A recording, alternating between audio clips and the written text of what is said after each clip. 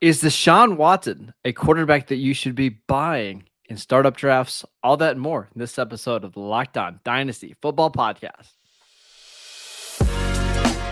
You are Locked On Dynasty Football, part of the Locked On Podcast Network. Here are your hosts, Marcus Mosher and Kate Magdziuk.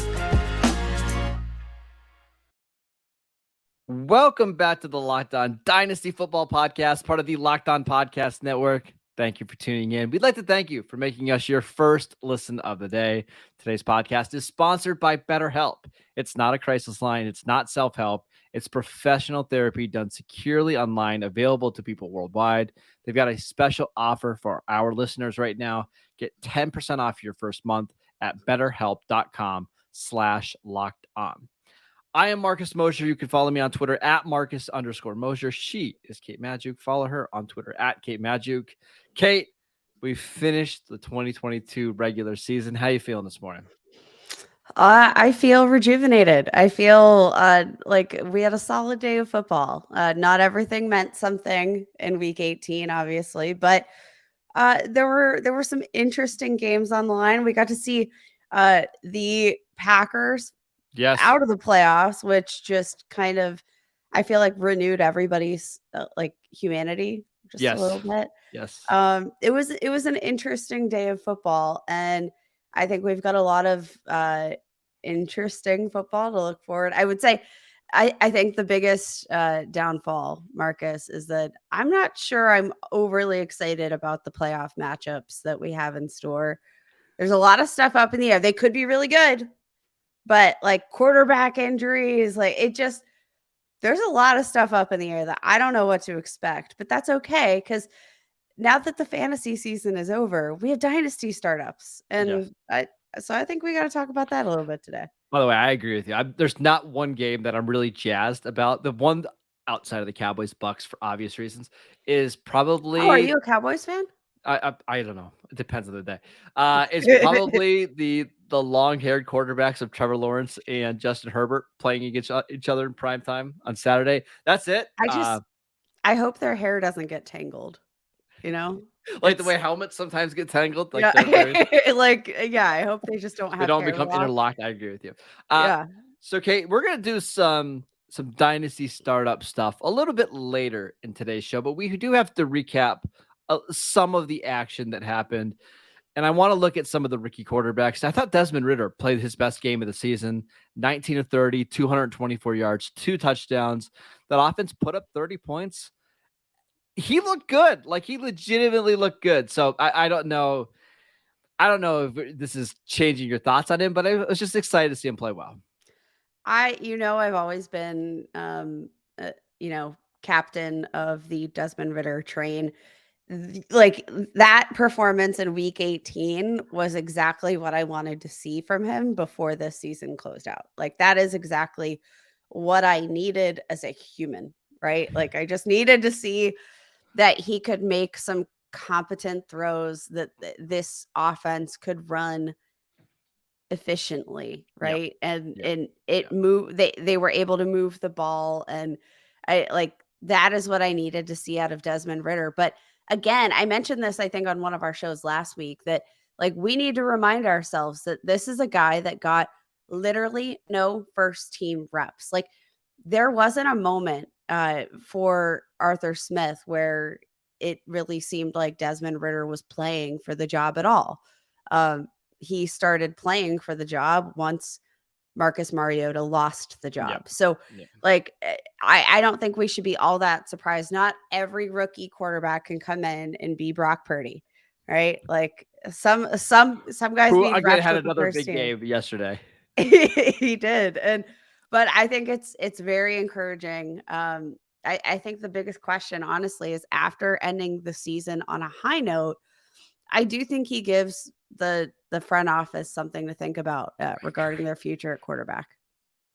I think that's the takeaway, Kate. I think you're 100% right. Is like, I think Ridder showed at least enough to want to give him a few more chances, but did they pass on a quarterback? Did they go out and try to sign a big name? We'll see. I do want to mention Sam Howell, who got his first start of his NFL career on Sunday. Yes, he did. Please go ahead. Thoughts on Sam Howell? I love Sam Howell. I like, so what we talked about, we teased his start there a little bit. Like the box score, I don't think was overly impressive here, right? Like, but what I saw regarding like some of the grit, right? Like some of the, you gotta love the rushing touchdown, Marcus. That was like one of my favorite touchdowns, I think, of all of week 18, was just seeing him rip one off at before I get into Sam Howell's touchdown. Zach Moss's touchdown was chef's kiss. But Sam Howell, like the box score, not overly impressive. 169 yards, one passing touchdown, one interception. Did put up 5 for 35 and a touchdown on the ground. And it wasn't like a gimme touchdown, right? He fought for that touchdown, got a goal line run, and really he had to put a little bit of oomph on it. And I think you saw a little bit of that grit. I think this is a turning point just for the Commanders franchise in general. Like, I think there's a very real scenario where Dan Snyder is not the owner of this team, and hopefully there's a big black cloud lifted off of that organization. And I do think that that's interesting. Now, the problem with Sam Howell is obviously the draft capital. 5th round pick, there's not much incentive if there is going to be sort of a new regime, right, in this organization. They don't have any sort of incentive to go all out on Sam Howell, but he's 22 years old. There was a world where we were projecting him as a potential 1st round pick. But I think everybody kind of saw the analysis of, scouting these quarterbacks, and they didn't look good. And that pushed everybody down the draft board. But again, this guy's just 22 years old. And I think there's a lot of untapped potential. There's a lot of weapons in this offense between Terry McLaurin, Jahan Dotson. Like, there's reason to believe that things could be trending up. And I'm buying Sam Howell. Okay. I knew that was coming at the end. I never stopped. I know. But he was fine. Like, he had a couple of really nice throws. The touchdown was really nice.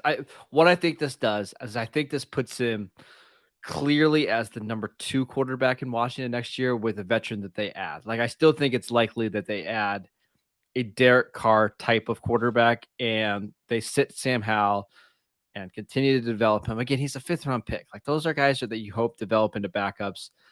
I guess I would just be shocked, Kate, if we open the season next year and Washington's going into the season with Sam Howell as their franchise guy. Like, I just don't see that happening. It's just weird because I feel like they would prefer to recycle everybody else's old garbage, instead of just seeing what you have in this guy. But like, I think I same don't think thing with Desmond Ridder. Like, I think all of these teams who got guys that we projected to maybe go in the 1st round, in the 3rd, 4th, and 5th rounds, like, these need to be the guys that you're exploring more than anybody. Because imagine if you got that 1st round value in the 5th round, just because the overall quality of this quarterback class was lower in comparison to other years. I don't know. I get the point. I can't see the team like the Commanders, who I think their defense is ready to go. I think they have weapons that are ready to go. I just don't see them taking a chance on Howell being their only option going into 2023. It's very likely that they bring in a bridge quarterback at worst, whether it's, Marcus Mariota or Mitch Trubisky or somebody like that. But I've got the feeling that they're going to want to get somebody that can maybe elevate the offense a little bit and give them a chance to make a run in the NFC, because you look at the NFC right now, Kate, it's not great. And we've already seen Washington beat the Eagles this year. Like, if you can get a competent quarterback, who knows? Maybe you could be the 3rd or 4th best team in the conference. All right, we've got to talk about some dynasty startup players that I'm curious to get your thoughts on. But before we do that, I want to let you know that this podcast is brought to you by Tommy John. Winter mornings here in Erie, PA are absolutely brutal. So here's my tip for tackling the day in comfort. Grab new Tommy John loungewear and take cozy wherever you go. As somebody who works from home, I really never put on regular pants or regular clothes. I'm always in loungewear. Tommy John's has the absolute perfect pants to wear when you're just sitting around at home. Tommy John loungewear, pajamas, and underwear have dozens of comfort innovations like luxury soft tri-blend and micro fabrics with 4-way stretch, no lint balls or fuzz. With over 20 million pairs sold and thousands of 5-star reviews, people absolutely love Tommy John. It's why they don't have customers, they have fanatics. It's absolutely incredible. Right now, our listeners can get 20% off your first order at TommyJohn.com/locked-on. 20% off right now at TommyJohn.com/locked-on. It's also backed by the Tommy John's best pair you'll ever wear, or it's free guarantee. Again, TommyJohn.com/locked-on. I also want to let you know that this show is sponsored by BetterHelp Therapy Online. Unfortunately, life doesn't come with a user manual. So when it's not working for you, it's normal to feel stuck.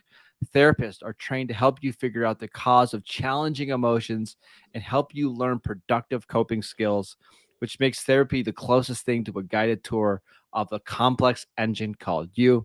BetterHelp has connected over 3 million people with licensed therapists. It's convenient, secure, and accessible anywhere, 100% online. Everyone deserves to feel their best. BetterHelp makes it easy to get started. As the world's largest therapy service, they've matched millions of people with professionally licensed and vetted therapists, available 100% online. All the benefits of in-person therapy, plus it's more convenient, more accessible, and more affordable.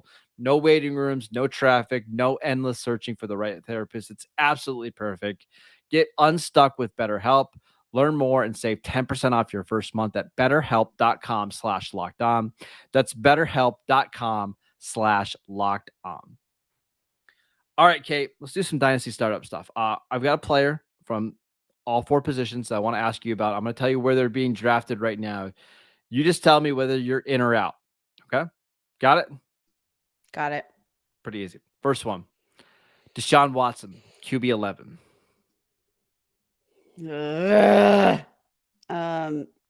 I'm personally out. Marcus, this was a really, really ugly showing for Deshaun Watson. Now there are reasons to believe, right? He didn't play for a long time and then just kind of came in and was expected to turn it back on again. But on the season, there were 38 quarterbacks with at least 150 pass attempts.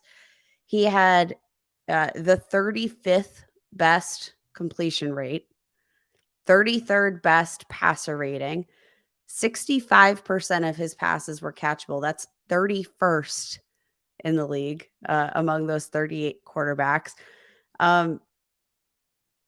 I think those numbers are concerning. Those efficiency metrics are concerning enough for me. Now, the plus side, we got to see some of his mobility, right? I was gonna say that's a good thing.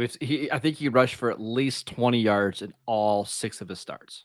Yeah, totaled 175 rushing yards this season, 1 touchdown on the ground. So that was promising, but I'm curious how you evaluate the weapons. I think that's the biggest question mark. Amari Cooper, obviously a very talented receiver. I still think the Browns got an absolute steal there.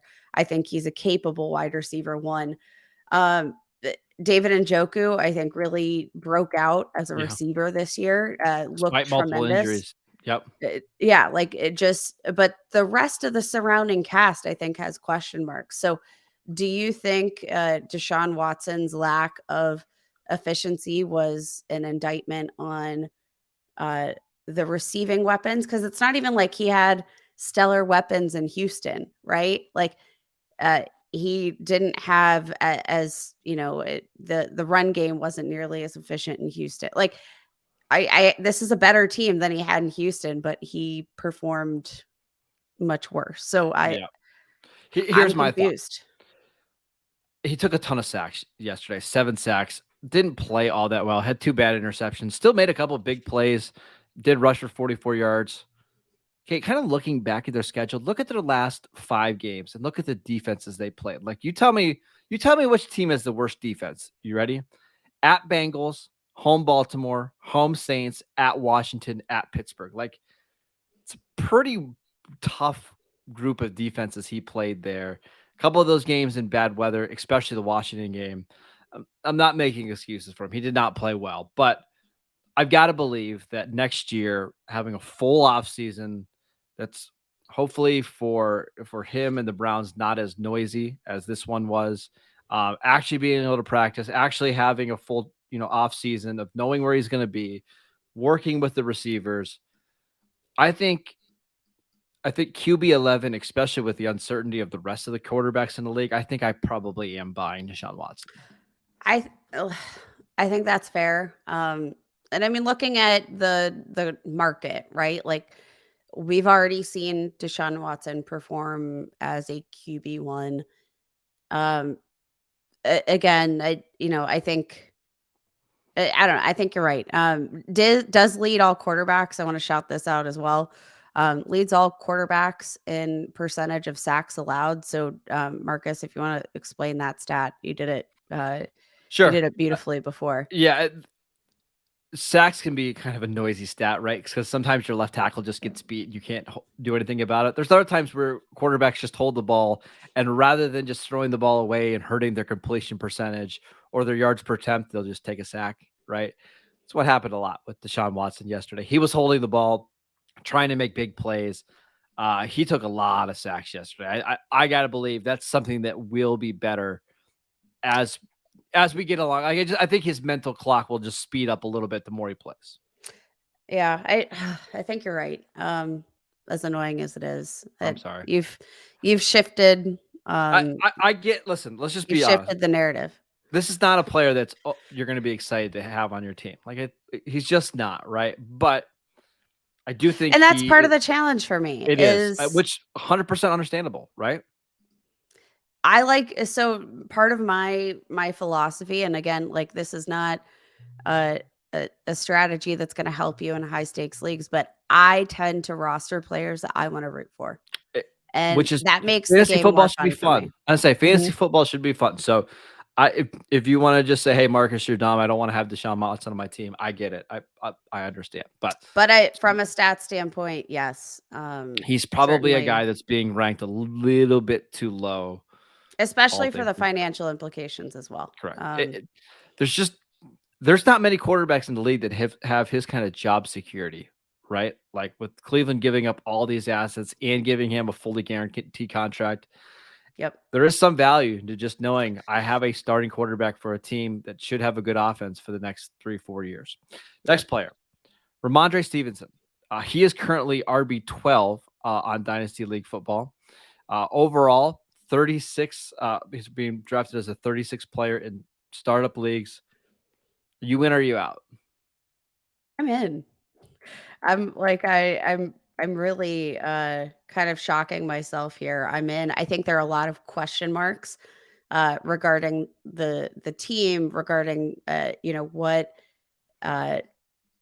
what we're going to see moving forward. There's always questions about the run game, right? Like the Patriots, they don't care who's running the ball, generally speaking. But this is a player that has very much earned Bill Belichick's trust, which I think is number one most important thing you can ask for. Exceeded 1,000 rushing yards, excelled very well with the opportunities that he had, averaged 5 yards per carry, just was really dominant among all running backs this year, regardless of minimum touch totals, ranks 11th in yards after contact per attempt. He was extremely explosive, right? Like ranked, had as many rush attempts of 10 plus yards as Aaron Jones and Dalvin Cook.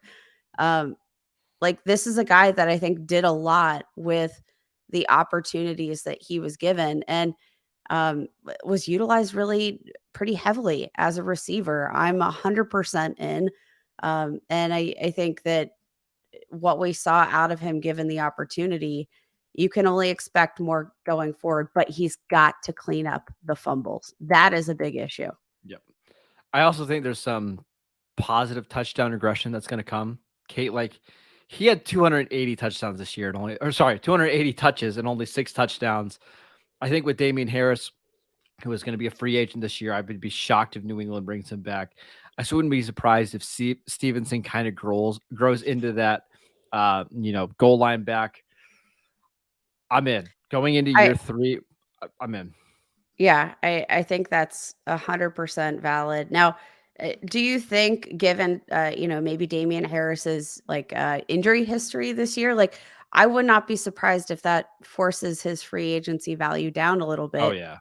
Is there any chance that bring Damian Harris back in the mix next year? Because I do think that's probably the one looming question. Because if we know Ramondre Stevenson has his backfield to himself, then I think we all know what the upside is here. Yeah, I don't think he comes back. I think it's likely that New England drafts somebody in the mid rounds because they've had so much success doing that, or they bring in a veteran. Like I wouldn't be shocked to see someone like Brandon Bolden come back this year, who's on the Raiders this year. I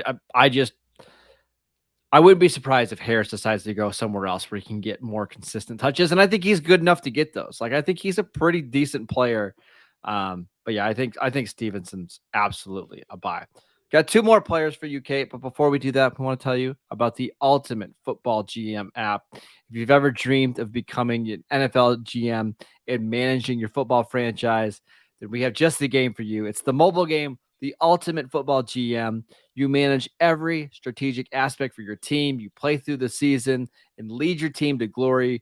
You're going to be responsible for hiring the right coaches and coordinators, trading players, making draft picks, navigating your franchise through free agency and the draft and all the ups and downs of the season. All of this in a challenging and realistic game world. The Ultimate Football GM app is completely free and playable offline. Play on the go as you want and when you want to. So if your dynasty teams just aren't working out and you want a little bit of a change of pace, it's a good way to maybe shift some of your focus. Locked On Dynasty listeners get a 100% free boost to their franchise when using promo code Locked On in the game store. That is Locked On, again, all in caps. So make sure you check it out today. To download the game, just visit ultimate-gm.com or look it up in the app stores. That is ultimate-gm.com. Ultimate Football GM. Start your dynasty today.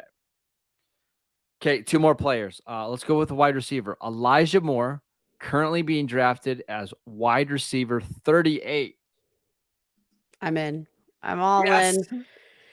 But I mean, we've been, I think, generally high on Elijah Moore as a podcast.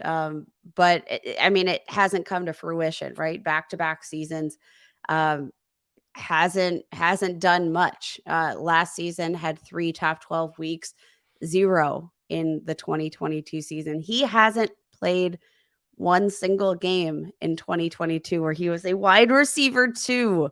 Marcus, every single week, wide receiver 3 or worse in full PPR. That sounds like a warning flag, right? But I do think that this is a team that is going to answer at the quarterback position, whether they address that via trade, or I think I don't know. What do you think about like Derek Carr? In for the Jets. I think that would be a nice fit. Just considering the tools they have in place. And I don't think that's going to be the quarterback, by the way. Okay, well, who's your pick? I think the Jets are going to do everything possible to try to get Lamar Jackson.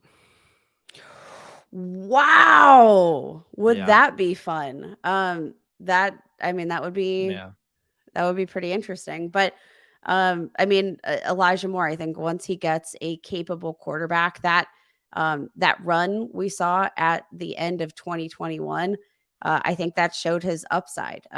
27 points, 29 points, 20 points to close out the year.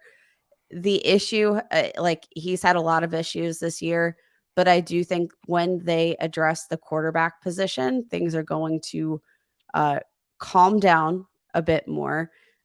We know that he's a versatile receiver, and I think he had the best hands coming out of the 2021 draft class. Like, he was my pick. I think we just really need to hone in on that quarterback position and see what happens, because I think the ceiling is sky high. Like Antonio Brown Jr. This is gonna shock you. I'm out on Elijah Moore. Yeah. Okay. Yeah. And you know how much I love Elijah Moore. So this really pains me to say.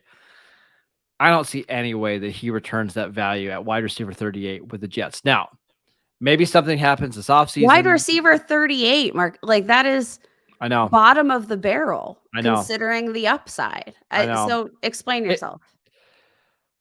I think they might have like a top 7 receiver in the league by next year in Garrett Wilson. And I just don't know, with how the Jets have handled the quarterback situation and how I think they want to play football. Like, I think they just want to be a really balanced team, run the crap out of the ball, throw it to Garrett Wilson, and then have everybody else get like 3 or 4 targets.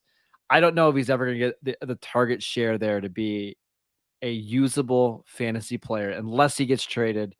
So I would rather take chances on some guys behind him. Like, I'll take a 30-year-old Keenan Allen ahead of him. I'll take a shot on Calvin Ridley. I'll take somebody like Brandon Cooks, who I think is going to get traded this offseason.